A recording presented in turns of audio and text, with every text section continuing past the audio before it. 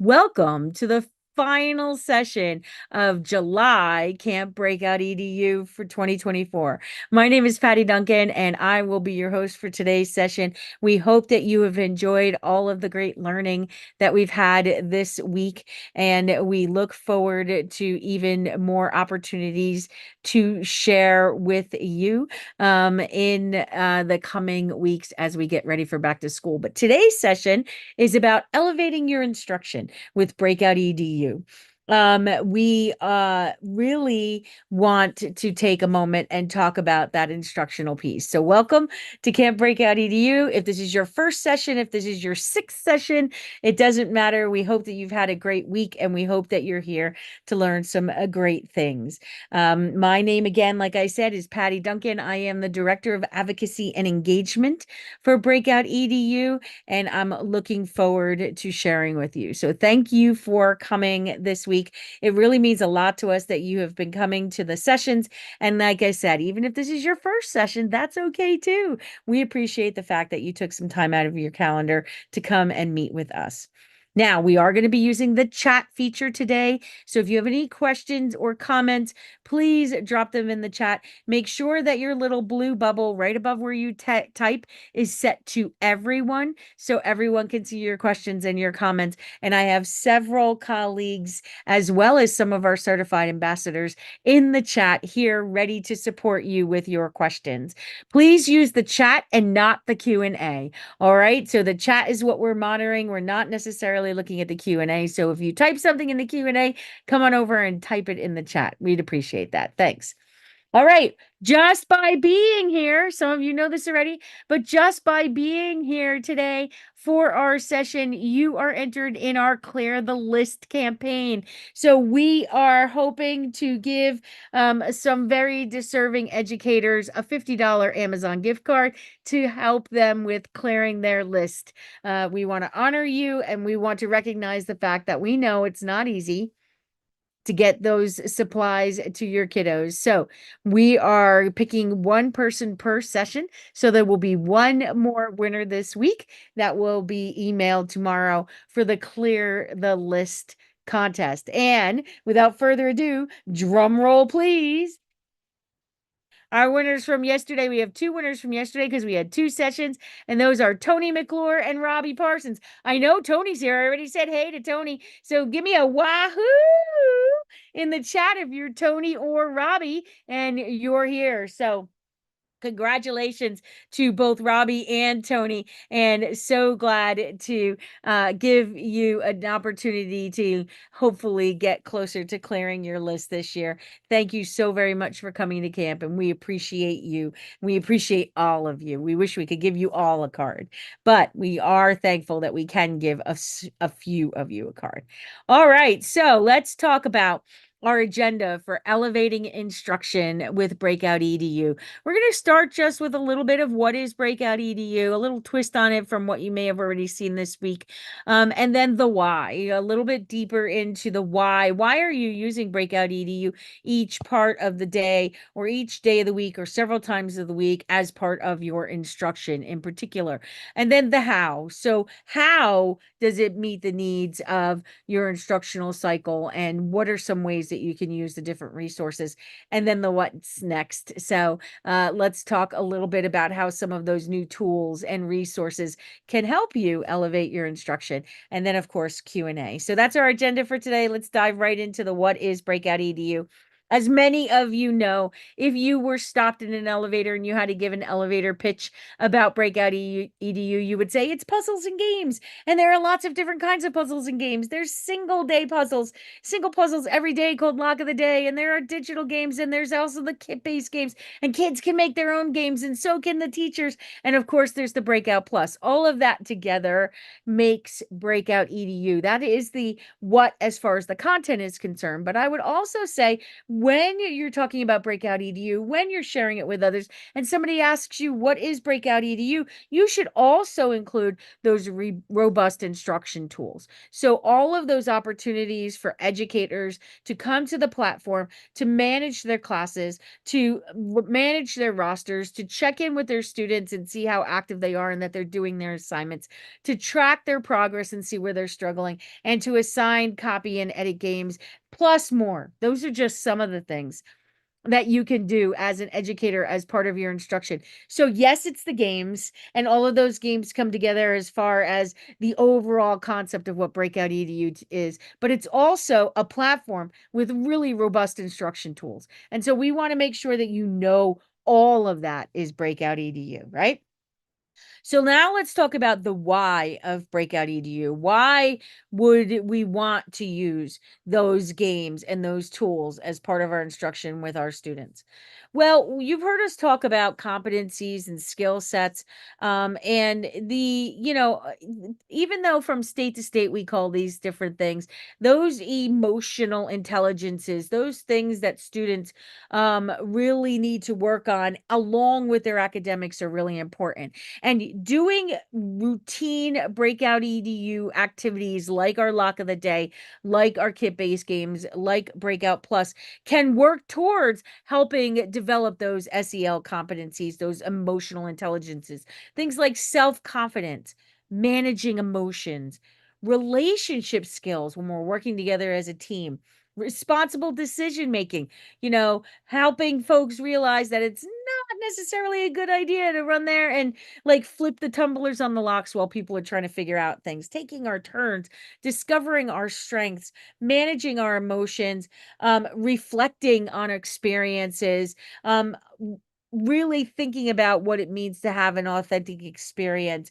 personalizing our learning and knowing what we enjoy and what we don't enjoy, exploring our interests, and so on. And then, of course, we've got those buckets, those 4 buckets of 4C skills. And I don't think anyone who's been here this week at camp can deny that there are a multitude of opportunities for communication, for collaboration, for critical thinking, and creativity or creative problem solving. There are lots and lots of opportunities for developing these. And some of those things that we talked about on the SEL companies slide actually roll up into these 4 categories. So regardless of whether you're talking about emotional intelligence and emotional awareness, or you're talking about these bigger buckets of being able to communicate with each other, being able to work with each other, collaborating, being able to think critically, all of these things fall right into the why of using Breakout EDU. And then, of course, there are the academic subjects, right? We want to introduce them to games and puzzles that help them demonstrate an understanding of certain math or science or social studies or ELA or computer science content.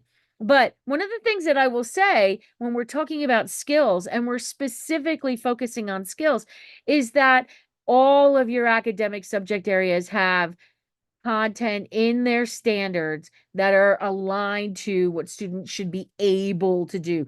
Habits of mind, if you will. And things like asking good questions and interpreting data, analyzing data, obtaining information from a variety of sources, not just reading, planning out investigations or planning out a way to solve a problem, right? Developing and using models. And by models, like a lot of our puzzles are models, and finding ways to use that computational thinking. But the one that is broadly across all academic areas is citing evidence and explaining my reasoning. That is in every single academic standard, right? That students not only need to tell you an answer, but they need to tell you where they got that answer from. And you can do that with your Breakout EDU puzzles. It's all around the way you use them for instruction, right? So if you are having the students work whole group and they give you a try this, miss, try that, you have to say why. Where did you get that from? Tell me what you're seeing, right? If they're doing it in small groups, the student who's typing in that answer shouldn't type in any answer if he isn't given the why, right? Those kinds of things. It's important that the students learn to cite that evidence and explain why they think that's the answer. And they can do that with the puzzles. It's all about the way we instruct them to do it, right? And that helps them unlock those skill sets. I think it's important to say this. Failure's not an option. It's not. And I don't mean that like you won't fail. I mean you will and you should. That's how you learn.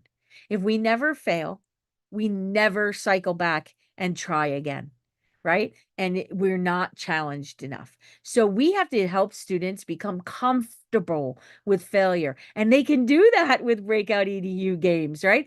Think about when you're doing a kit-based game and they've tried a combination and it doesn't open. You hear a lot of uhs, right? But they go back. They go back and look at those clues. When they're doing those digital games, when they're playing Breakout Plus and they try something and it doesn't work, they go, wait, wait, wait, wait, wait, wait, try this.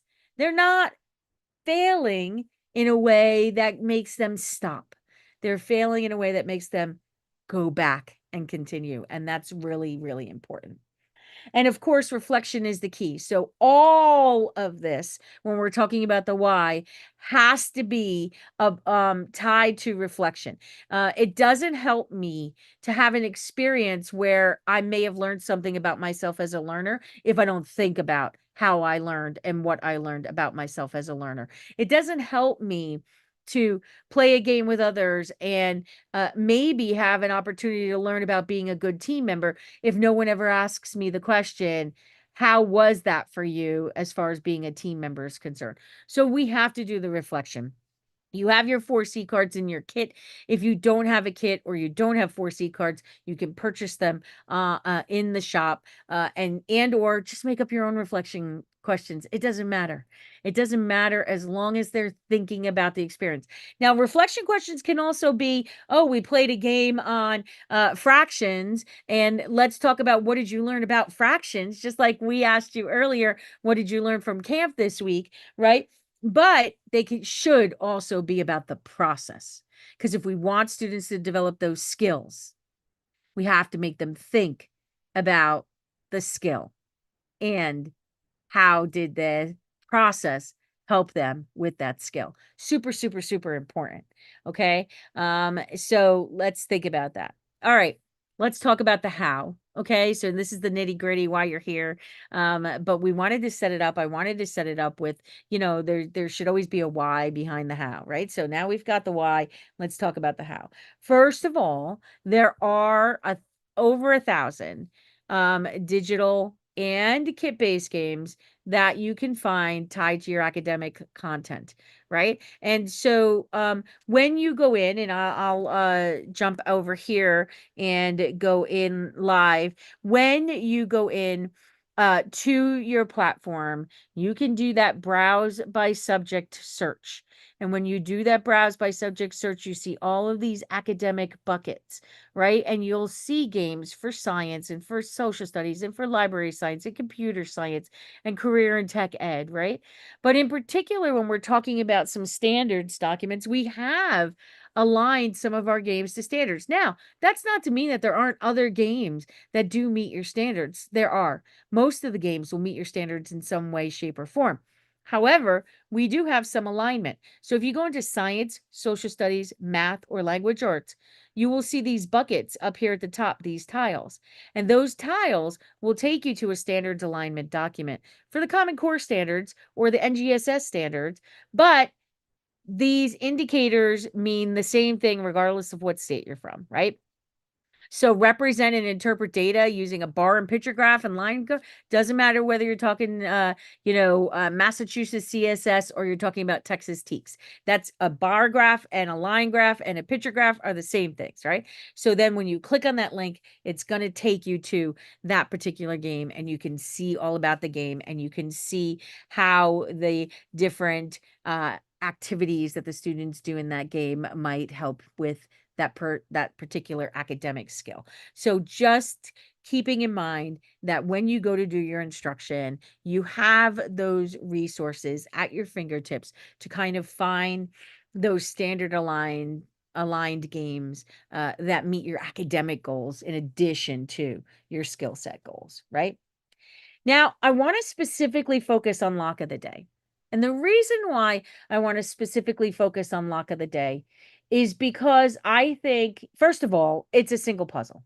You can do it in 5 to 10 minutes, and the students can do it every day. They can log in to their platform and have access to lock of the day up here in the upper right hand corner, and they can do it every day. Bell ringer, exit ticket, whatever, part of your class, part of homeroom, from home, wherever they can get internet, they can log in and do lock of the day.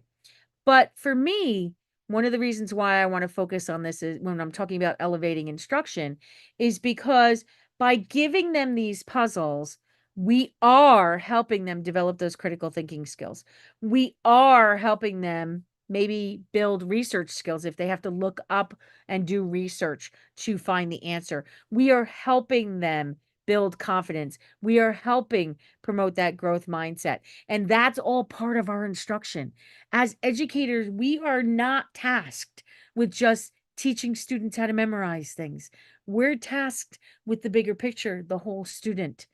And so giving them those opportunities as part of our instruction, we should be insisting that we are allowed to put these kinds of opportunities in our lesson plans because that is how we meet the needs of the whole student, right? And there are also, might I say, opportunities for when you're playing lock of the day to find those academic connections as well. There's a new puzzle every day of the school week, right? And so the puzzles are built. Yes, some of them are built without a necessarily a specific math or science or social studies or ELA bent. Some of them are built specifically to do logic and problem solving, and that's okay. But you will also find as you go through the locks of the day, and I'll show you where you can go through them, you might find a lock of the day that specifically addresses the presidents of the United States. File that away for when you're talking about presidents. You might find a lock of the day that specifically talks about balancing equations.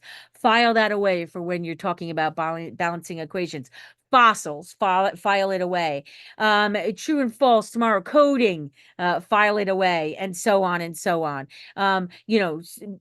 Temperature, weather, seasons, file it away. You can put these in your My Games. You can change the titles, geography, file it away. You'll find logic puzzles, math, all of these different opportunities in the lock of the day that you can then hold on to and use them as bell ringers and exit tickets when that is the subject area that you're covering. So let's go back over here for a real quick second and just talk about that concept. So, of course, you've got today's lock of the day over here, but you can go into the browse by subject area, go into the lock of the day library, and peruse each month's lock of the days and take a look at them. If you know that you're going to be spending time teaching and or talking about things like Black History Month, look in February because that's when Black History Month is. That's when President's Day is, right? And then you can also go in and find, let's say I go into this one and I find that this particular puzzle involves some color blending, involves some basic simple math, whatever it might be.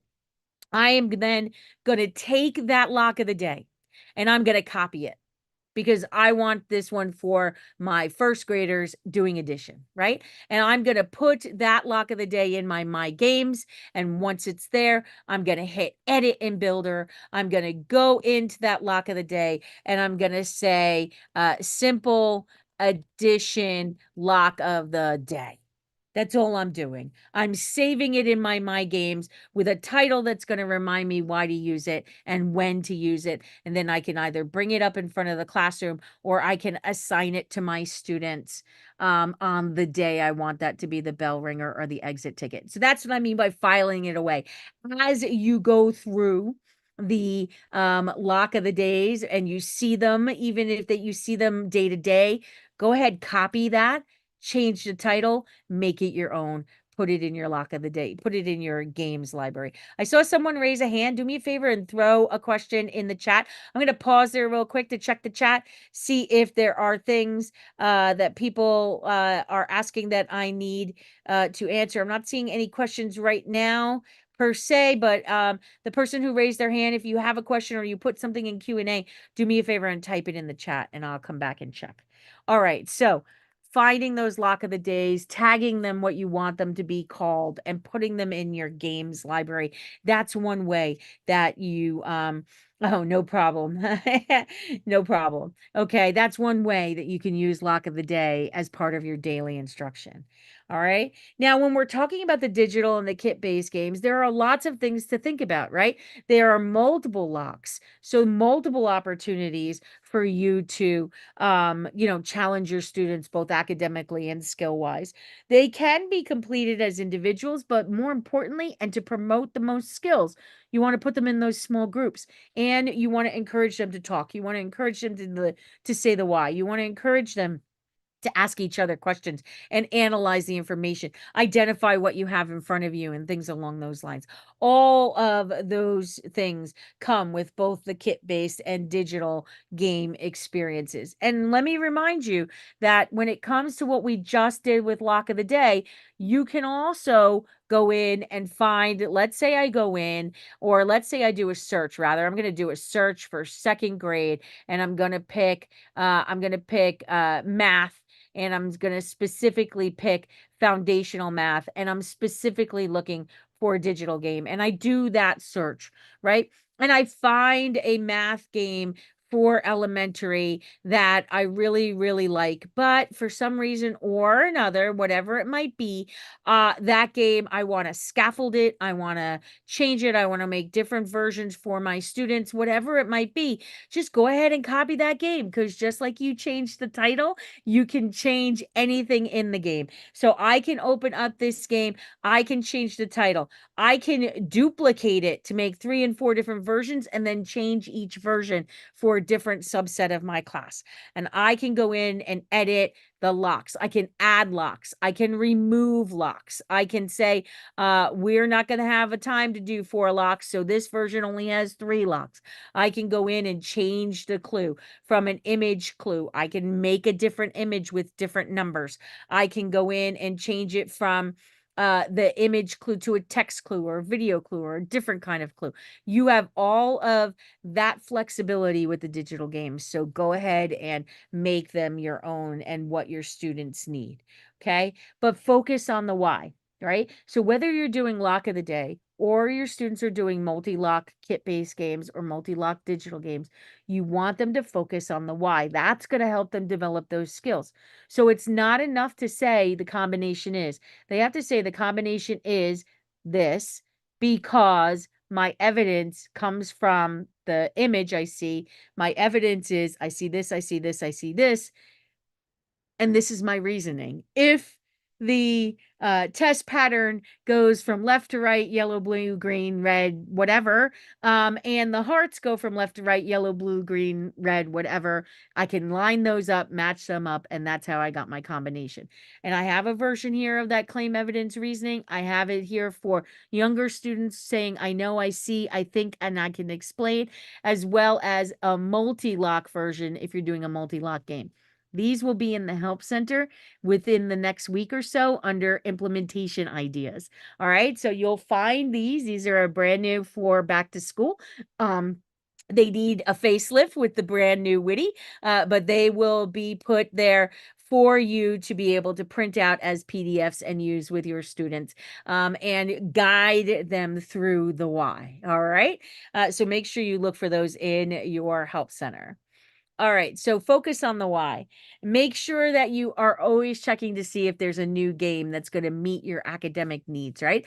Our games team puts out new games every month, and you can go to that middle section on your recommended games area and hit most recent, and you can find the games that have just come out. And so make sure you check the games that have just come out, because there might be something there that you know you're going to be able to use. And one of the things you'll notice is our games team. If you met them yesterday and the day before, you know they're brilliant, brilliant people. They will be ahead of the game, right? So you'll start to see those back to school games being published very soon. You'll see games for the fall season, or that with might be math bent with a fall theme. They'll still start coming out in September and so on. So they'll be ahead of the game, and you can go in and pull those games into your My Games area. Okay. Now let's also talk about Breakout Plus. So I said earlier I wanted to focus on lock of the day as part of your instruction. We talked about the multi-lock kit games and digital games. All of those are amazing parts of your instruction. I think sometimes some folks think about Breakout Plus as well, it's a fun filler if they have time, blah blah blah. Breakout Plus can absolutely be part of your instruction, right? These are those immersive educational point and click games.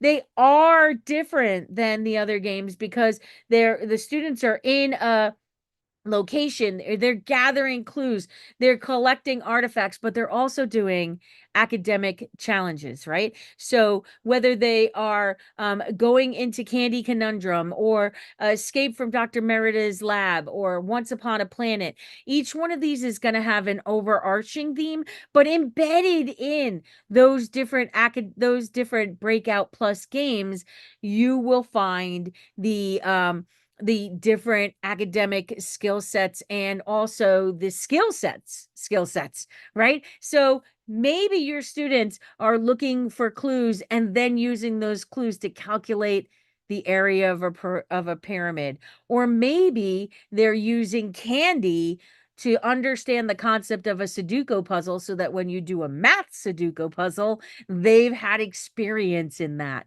Or maybe they're going to go into the museum, and at some place in the museum, they're doing rock and mineral identification the same way they would in your classroom with actual physical materials. Or they're looking at molecules. Like, even grade schoolers who don't even have a clue what these molecules are can tell you which ones match, and they can turn them around and understand the concept of molecules being three-dimensional and being able to be rearranged so that they look like each other. Or could it be that they are playing Pac-Man and also identifying states by their shapes and their capitals, right? So all of these different academic skills, they could be correcting the grammar in sentences that have grammar mistakes, or plunking out a tune on a piano by reading the music. All of those are academic skills that your students would be working on, and they don't even realize that they're doing them. As a matter of fact, here's a collection of just a small bit of the academic skills that are introduced during the Breakout Plus games. There is actually almost 200 at this point, and we have a new Breakout Plus game coming out on the 1st of every month. So right now, you all have access to the entire library of Breakout Plus games, and then when you renew, you can choose to still continue to get that one game per month, or provide your students with access to the whole library with the Digital Plus subscription. So you've got all of those options and all of those opportunities to enhance your academics and your instruction with a Breakout Plus experience. Give me a 5 in the chat if you're thinking Breakout Plus is definitely something you're going to want to explore in the near future with your students, right? Right? Yeah, exactly. So many really great things. All right, so I do want to talk a little bit about what's next. Some of you saw this information on Monday when Adam shared it, but I'm super excited when we're talking about instruction, because the big thing that's coming in the next coming weeks about Breakout EDU involves instructional materials, right? So we've got that lesson content. And what we mean by that is we are working on some actual games that have built-in lesson materials. We're working on things like this. What is symmetry? Now, I might not have shared sound, so you might not be able to hear it. Sorry. Can be divided by a line so that each half is a mirror image of the other. If both sides of the line do not match, the shape does not have symmetry.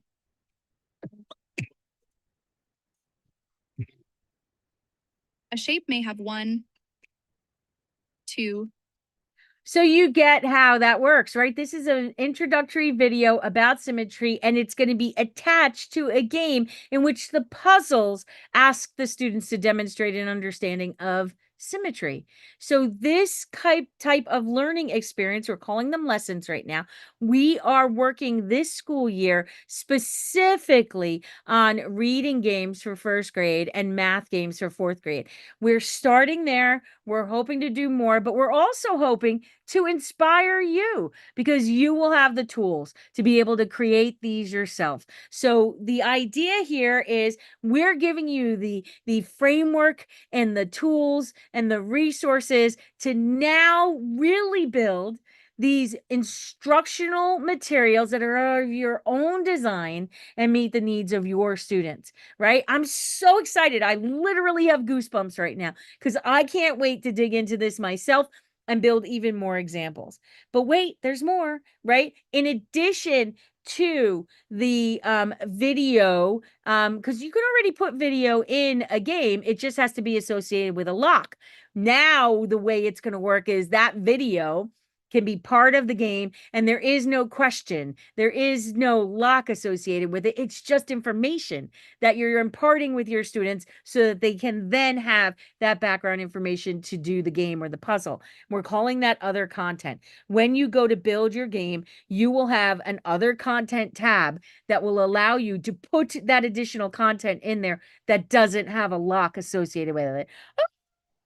I'm so excited about it. I hope you are too. Give me a 1 in the chat if you think that's amazing.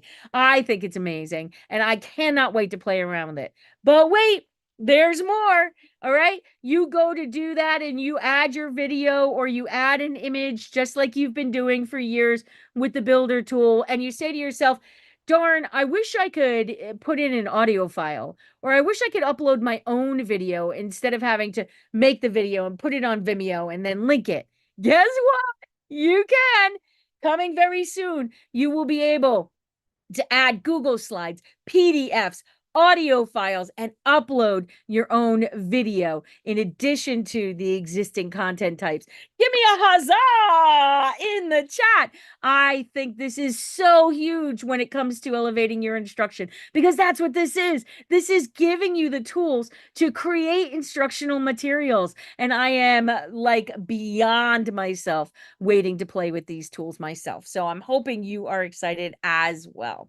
All right, so I can take that image and put that image in there like I've always been able to do, but I can also put Google Slides that I've created, maybe a a Bitmoji classroom or something that has information that I've built in Google. I can add a PDF that has my charts and diagrams and whatever's in there as far as information for them to refer to. I can put and upload now my own video content, no longer having to host it someplace else and hosting it right here in Breakout EDU. And then, of course, our audio files, which I think are really helpful for a lot of students to not have to necessarily have to deal with the visual, but also have that audio input. Some students prefer that, right? So again, a great way to add that information. And keeping in mind that all of these content types will also be available for your locks. So if you want a clue to be an audio file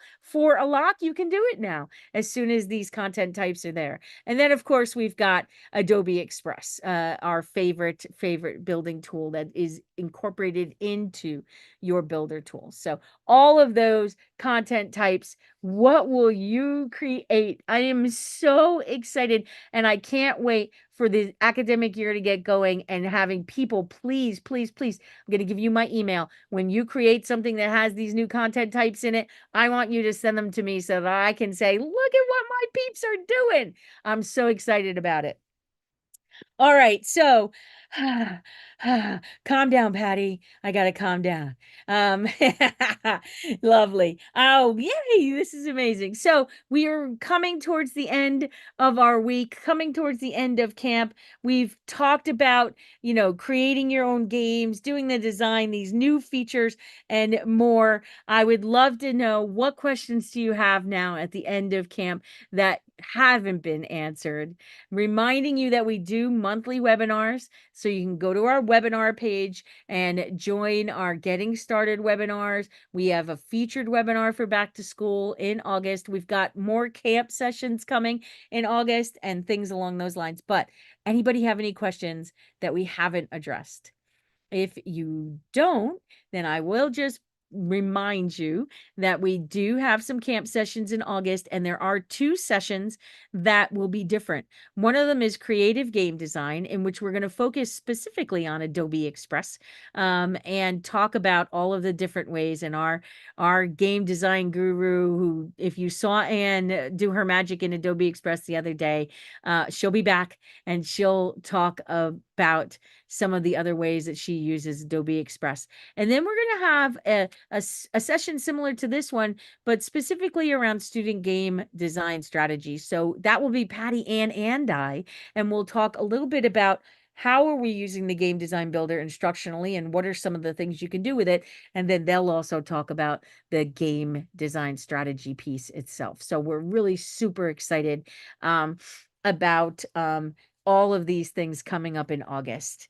Game design session on Tuesday. Yeah, all of the recordings. If you are a registered attendee of Camp July, you will get a link next week that has all of the recordings for all of the sessions.